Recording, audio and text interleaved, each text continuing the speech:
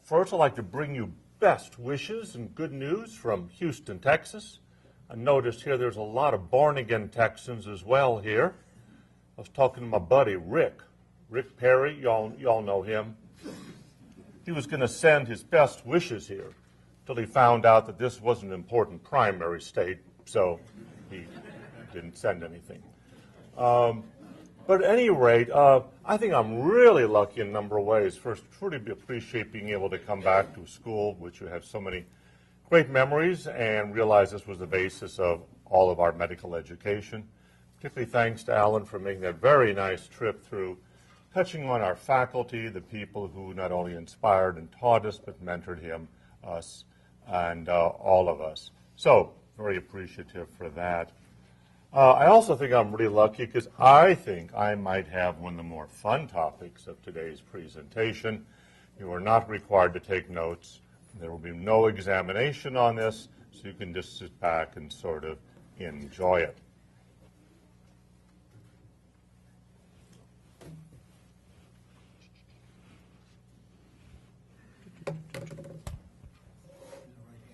Oh, the right hand. Oh, sorry. Yes. Okay, being a card-carrying education person, I'm going to give you just briefly what I'm going to talk about today, albeit in a pretty condensed format. A little bit of the historical context of the world of medicine 3,000 to 5,000 years ago.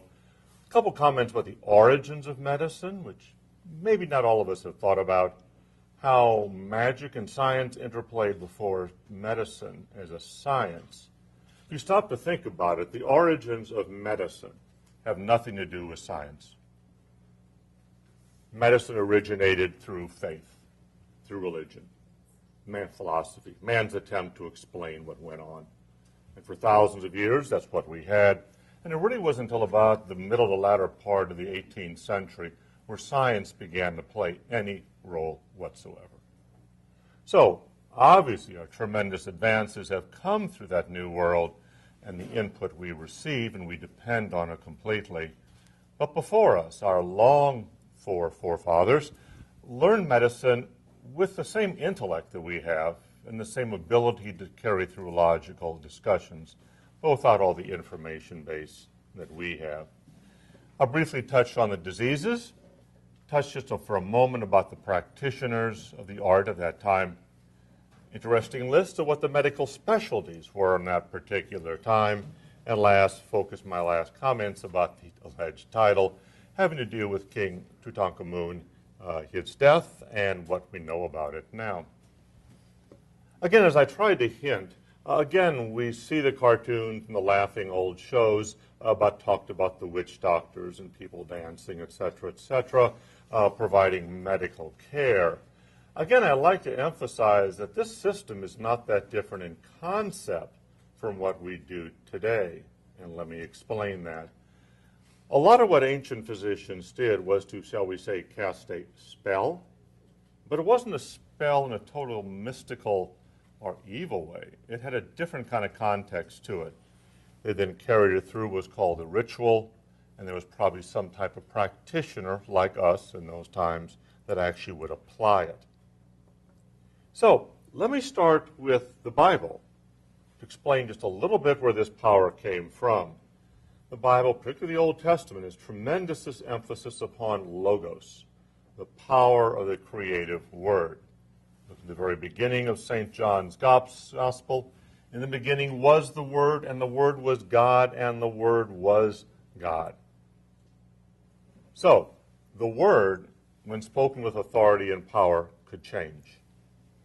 Or, even more distinctive, Isaiah reminds us, so shall my word be that goeth forth out of my mouth, it shall not return to me, not return unto me void, but it shall accomplish that which I please, and it shall prosper in the thing whereto I sent it.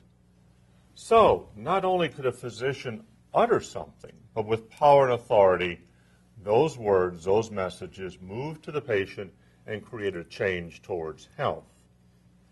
Not entirely different than what we perceive as a psychosocial basis of medical practice. Getting patients' trust, having them believe in what we're doing, our power to communicate, and on that alone, having some type of therapeutic power, and letting them know what might happen to them. Remember, patients really don't care much about the label we give them. Sir, you have histiocytosis X. Sir, your life is going to be probably shortened by 10 years. People want to know what's going to happen. And that's what the older physicians tried to do. Not often terribly successful, but we still struggle with the same kind of thing today.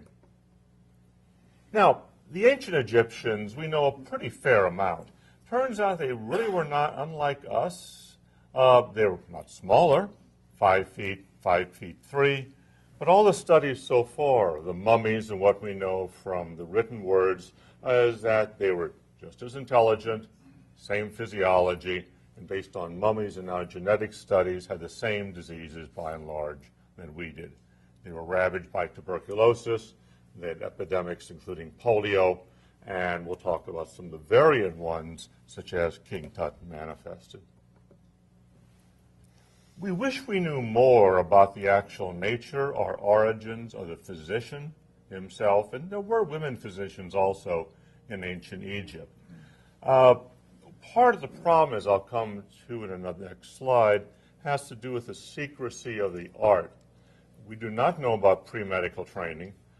Probably these were people from the least upper classes who were sent by their parents to a school of medical learning, where they were taught the art, the skills, the texts. They were taught anatomy, they were taught pharmacology, they were taught surgery, they were taught obstetrics and gynecology, and they were taught ophthalmology, albeit in fairly limited and primitive fashions. This is interesting. These are the resting stools. The Egyptians didn't use beds per se with elevations. They raised people up on a series of blocks to keep them, particularly if they had heart failure, COPD, and needed breathing capacity. Now, this is where medical education went on. It was called the Parank, or House of Life.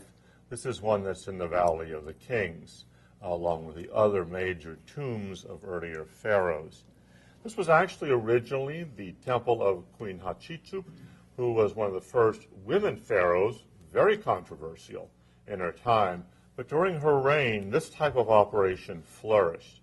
Physicians apparently came to be trained, or physicians to be, from around the empire and perhaps even other areas farther in the Middle East, Africa, and even to southern Europe. Now, here's our big problem. If you recall, and I'm sure we all do, the oath of Hippocrates, to impart precept, oral instruction, and all other instructions to my own sons, maybe there were a few daughters, we aren't sure, the sons of my teachers, and to indentured pupils who have taken the physician's oath, but to nobody else. Medicine was a cult, a complete cult. Medicine still has a little bit of a cult quality to it. We understand, we think more than others about who we are and what we do. But this control of information was typical of the ancient world. They did not want their power or authority seconded by someone else who was claiming to provide excellent medical care, cost-effective care, I'm sure, Dr. David. I really love these. Now, we have a number of the medical papyri. The medical papyri basically are all the written knowledge, and it's very tragic. The Egyptian medical system, the ancient world, lasted over 3,000 years. Yet the sum total knowledge of all their written work fits on about 48 pages of papyrus. Great bulk was destroyed in the Great Fire at the Library at Alexandria, destroyed by subsequent conquering groups, etc., etc. But the rational thought for treating, again, is not that bad. What they all really liked, and I think is I like, and most of us, does the patient have an ailment that I will treat? Which means there's a chance of them getting better. And maybe I can do something to help that along. And maybe most important, I will look okay for my effort or even look good. The second one I really love, the cornerstone of almost all internal medicine, I think primary care, an ailment I will contend with. Kind of reminds me of adolescence, you know. can't do anything about it. You know, it's just sort of day by day, week by week coping. A lot of chronic conditions, of course, fall in those conditions. And last, I do like this, the hopeless case, an ailment not to be treated. These were not stupid people. Even the Mesopotamians realized 2,000 years before this that if a doctor was associated with dying people, then his or her reputation wasn't going anywhere. You only had to be associated with people who were going to get well and could then praise your name in the temples or among their friends. Oncologists were not big, okay? Palliative care was not big, okay? Maybe the family did that, but you got out of Dodge when things began to really go downhill, and I'm sure they did go downhill for a lot of these patients. Actually, this is a piece of the typical medical papyri. This is not the classic movie script you see with the pure and perfect hieroglyphs, which were kind of a burden to sort of learn. Many physicians were basically illiterate, as almost all the population was, but they had scribes copy down the ideas. This is sort of a shorthand version of what the medical descriptions were, treatments, etc. Part pictorial, it's a little animal in the middle, but then other breakdowns. These have all been translated. We know what they're saying.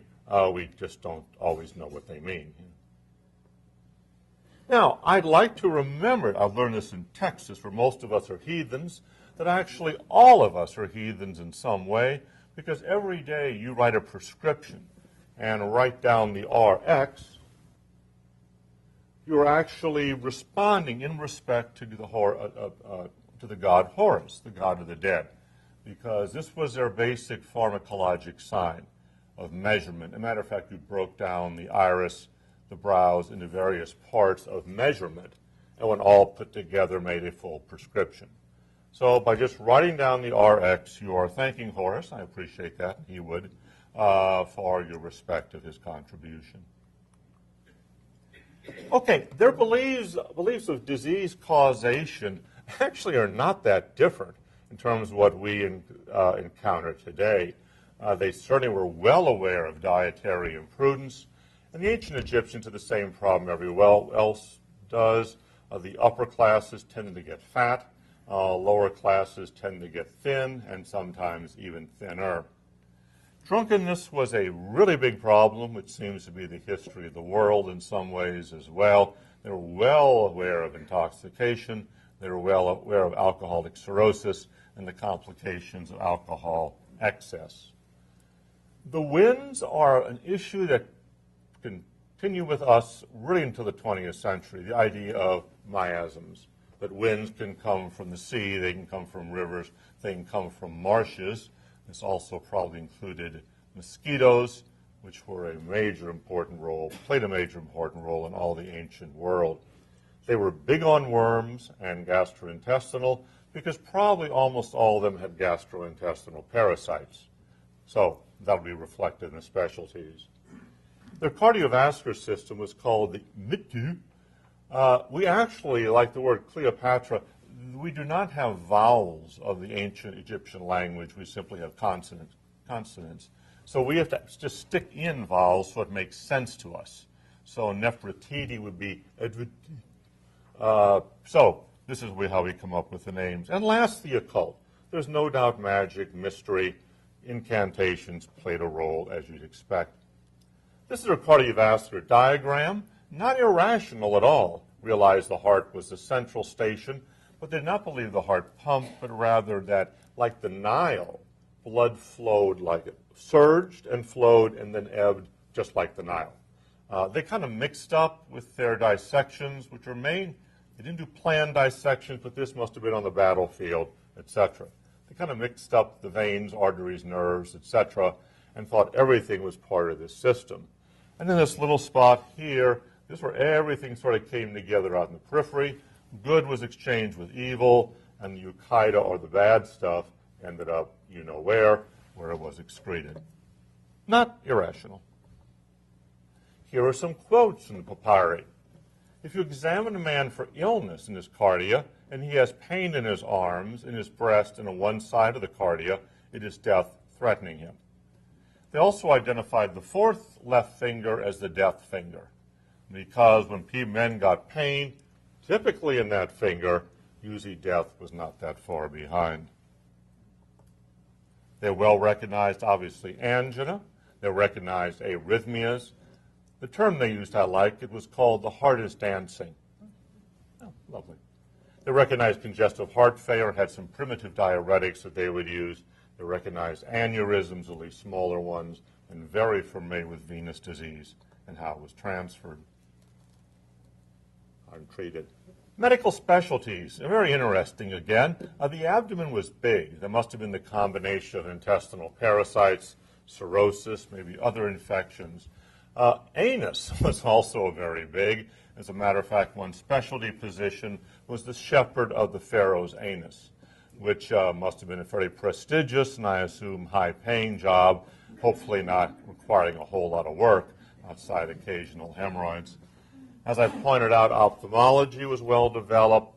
Dental care, very well developed, highly adept in putting in implants in the teeth, bridges, extraction, etc.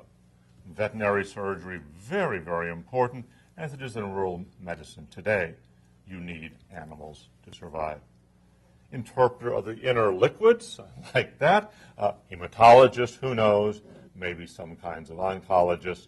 And with David here, I hope he agrees, too, that the primary care docs would have been the interpreter of the secret art. I like that term. And we tell others what to do. Right? Mental health in ancient Egypt, we don't know very much about the details. Almost always we assume that for blatant psychological problems or certain major problems like schizophrenia, bipolar, and they had them, there was no difference. These were almost always viewed as mystical. Sort of like today, we couldn't figure out exactly what all was going on in the body to produce these myriad of problems. But I really thought like their approach was very appealing. They said the people with this problem were not possessed, but rather they were in the hand of God. And God was going to protect them, and so we had an obligation to protect them as well. Probably providing better mental health services than our state does. Don Waymeyer may or may not agree. At any rate, we do have at least 2 suicide notes from Egyptians that both were, one seems particularly rational, well thought out. These are my problems in my life. I've lost my partner, etc., etc. Life is not worth going on. The thought process don't really seem, again, to be very different. Just a few moments about a couple of pathologic issues that come up in the ancient Egyptian world. As I suggested, not that difficult. Imaging of mummies have gone on since probably the earliest 20th century. They do a lot of CT scans right now as well, but it turns out the CT scans have not added a whole lot because almost all what we can find is basically skeletal. All the viscera were removed from the body, the rest of it kind of desiccated and dried up. So you ain't going to see a tumor in situ in a CT of an ancient Egyptian from 3,000 years ago. But maybe someone remembers with our rheumatology classes, what does that look like? Interns might know. Bamboo spine of ankylosing spondylitis. Absolutely classic. And the more x-rays you do, the more you find these kind of phenomena. These are the crossed arms, of course. Part of this issue is artifactual, and CT gives a little better resolution, but actually only some. Here we have an elder. This is Ramses II. And you can see, like pretty much everyone else, and we're talking this morning at breakfast about ravages of the knee joints. Here you can see extremely advanced degenerative disease of the knees, loss of cartilage space, narrowing of joint space.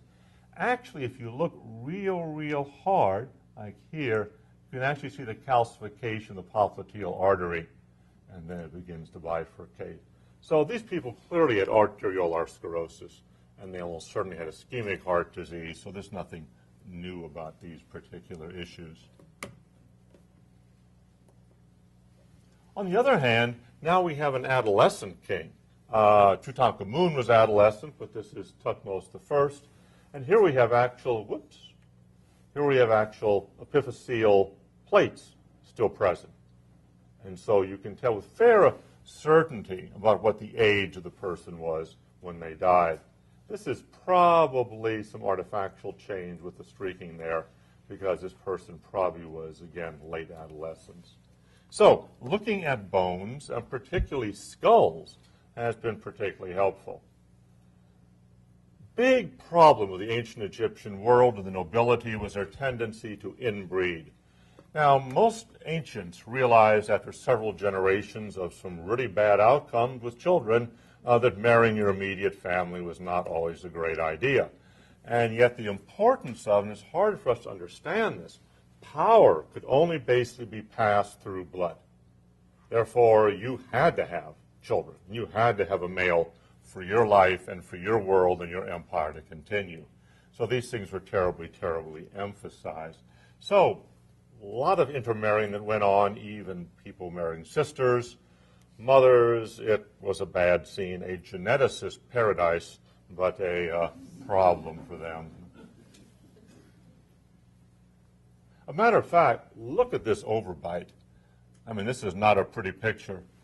Don't think this person would have gotten far in a singles bar in Thebes. But actually, with dental work and studies, one is able to carry out or track generations. This was a southern group near Thebes of pharaohs, and you can track their lineage largely through their oral mechanisms and dental x-rays. Almost all the visceral diseases we know, some are easier to pick out. Anthracotic pigment, like all the ancients, they were surrounded by carbon from fires, chiseling on stones, silica. Almost all ancient lungs are full of carbon, but that was their world. Okay, now let's go to the star of this, Tutankhamun. First off, his image here, I'm sure almost all of you have seen this at some point or variations. Standing on a black leopard is a position of authority, the flail and crook of Upper and Lower Egypt. You can't see it here. He actually has gynecomastia. All of his photos are representations of his tomb work show gynecomastia. And look at this sort of weird, almost gynecoid kind of pattern. Very unusual. And, of course, endocrinologists have just been salivating over this for 100 years, trying to figure out what type of weird endocrine disorder could this young man have had.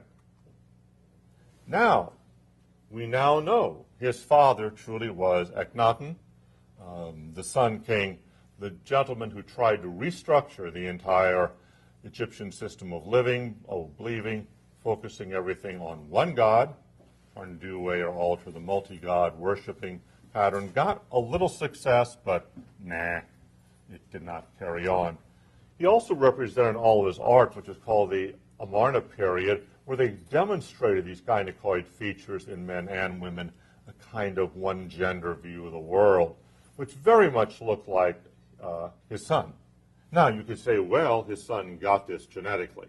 But it really looks like this, again, was artistic license that was used. Although the gynecomastia, again, may have been an attempt to show a kind of android person as being the person of the future. Okay, life profile of Tutankhamun. He lived 1333 to 1324 as king in the 18th dynasty, one of the most powerful and influential dynasties of the ancient world, although he was a pretty obscure king, only living a short period of time. You may recall the big hullabaloo that you've read about, Howard Carter discovering his tomb in 1922, and controversy since, including death of people who were involved with the excavations, etc. Hollywood did big with that for a long time, and still does with the Mummy series. We know he married his younger sister, and maybe not shockingly, had 2 stillborns. In 2007 and 2009, Dr. Hawass and a whole group of others, primarily in the Egyptian universities in Cairo, examined the mummies of the 18th dynasty. They looked at 18 mummies of Tut's lineage and 5 control mummies as well. They used partial Y chromosomal information, constructed the most plausible pedigree to date that anyone has come up with. I'll repeat this reference. If anyone really want to look at the science of this, this was JAMA February 17th, 2010, large article, and has a lot of info that I wouldn't dare to try to go into. This is his death mask. Young man, we can tell that, and that's quite obvious, though very well preserved, primarily because he could afford only the best when it came to resins, myrrh, etc., to cover his body. This is a reconstruction now from those anthropologic people who work through these things with plastic surgeons and others as to what he probably really looked like. Well, these are his feet. And we'll come back to these in a few moments because they have some very interesting pathology associated with them. But you can see some of the difficulty extracting a whole lot of info out of this. Let me go this next one first. This is let me just kind of simply translate what they sort of found out about family lineage. And here, if we go down here, we basically find Tutankhamun, okay? His father, unquestionably, was Akhenaten, or the Sun King, Sun God. His father, Amenhotep III, also one of the most important rulers of the Egyptian dynasty. So now this lineage has been totally proven genetically. We know he had 2 stillborn girls because their genetic makeup is half his. Now, who his wife was, we know her name and have pictures, but the mummy has not been yet identified. So we know she exists or did exist. Here we end up basically, again, with the stillborns, as I mentioned. The double lines reflect consanguinity and basically reflect the fact that intermarriage was so common. I'm not sure I even want to do this.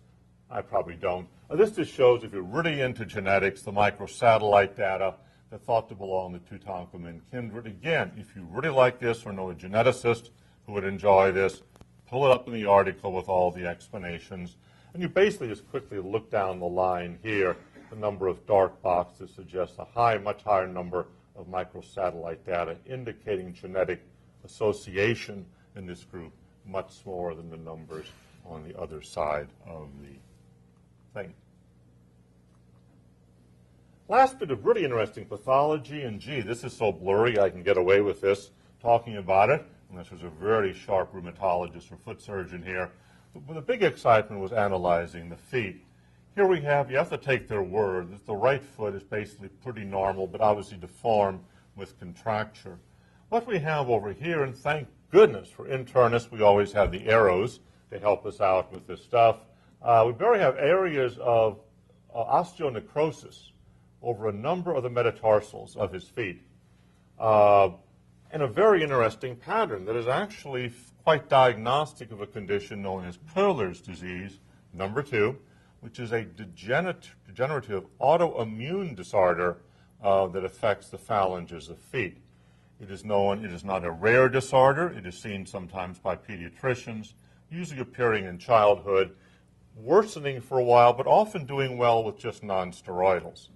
He was about 18 at the time of his death, and his appeared to have been pretty advanced in this regard. We also know through all of his tomb material that he had at least 75 canes. He's always shown walking with a cane. When hunting on the tableaus, he's always sitting, he's not standing, and he had a club foot as well. So he was impacted almost certainly by some of the genetic inbreeding, because this disease does have genetic underpinnings as well, although we cannot yet identify another person in his lineage with this particular disease. Very interesting, too, he had active Falciparum malaria, a tropicalis species. Almost all of ancient Egypt, the people within suffered at some point from malaria.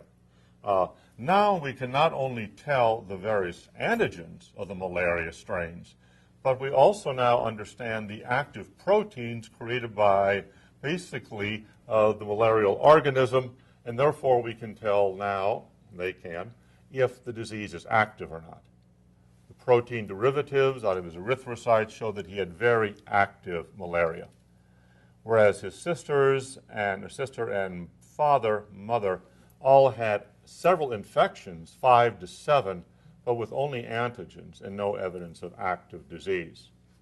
So he had it, and it was active at the time of his death. Okay, how can we put this together?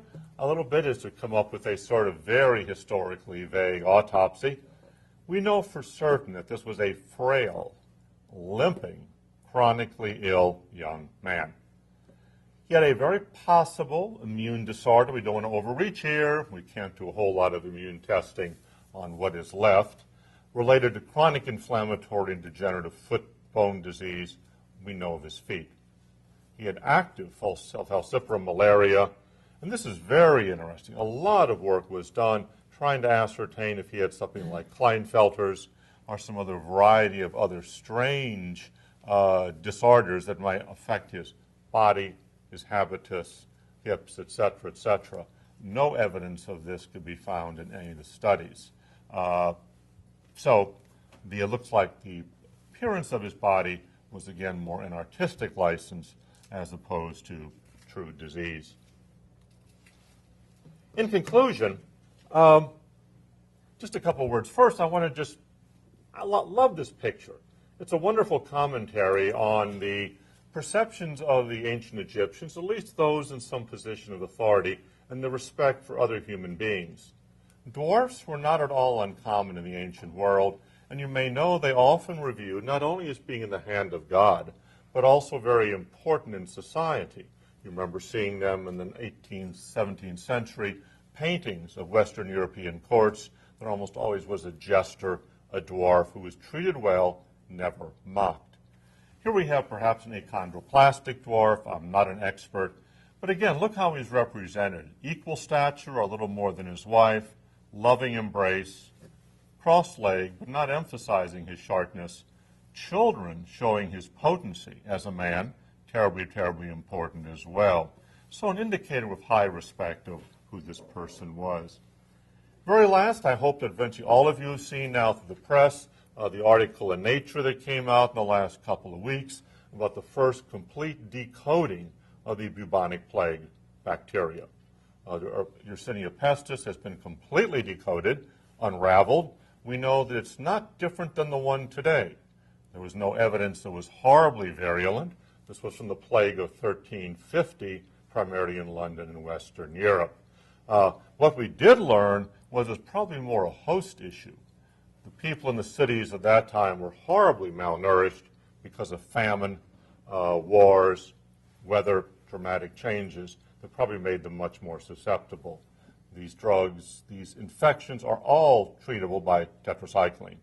So there won't be another Hollywood movie about the plague returning if they have any attempt to stay with science. Thank you very much for your time and interest. As I said, it's been a delight to be here.